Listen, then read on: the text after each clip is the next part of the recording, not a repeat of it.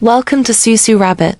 Here, we share practical updates and experiences that can help you understand how to properly care for and support your rabbits during recovery. Today, I want to talk about a particular rabbit. This rabbit is one of our breeding does. She has been one of our best rabbits.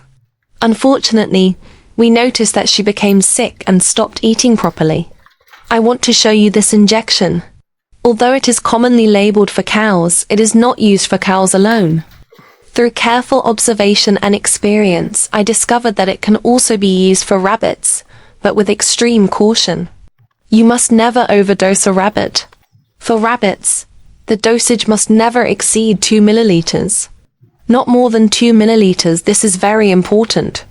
Before administering the injection, I carefully checked the syringe to ensure the correct dosage. I made sure everything was properly prepared.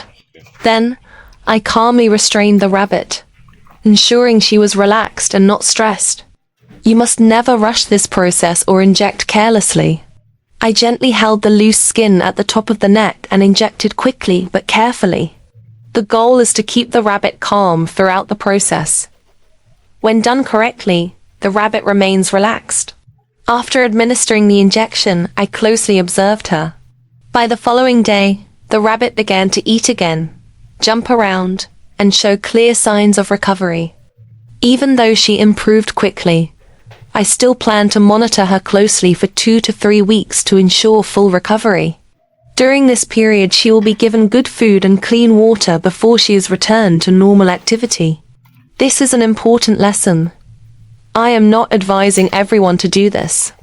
If you do not know how to properly inject a rabbit, you should not attempt it. Incorrect injection or dosage can harm or even kill the rabbit instead of helping it recover. What I am emphasizing here is carefulness, proper knowledge, and observation. With the right approach, sickness can be properly managed and recovery is possible. We have a lot more to show you. Please watch this video, like it, subscribe to the channel, and turn on the notification bell so you don't miss future updates. We will continue to share helpful content that can guide you in caring for and rescuing your rabbits from different forms of sickness. Thank you for watching.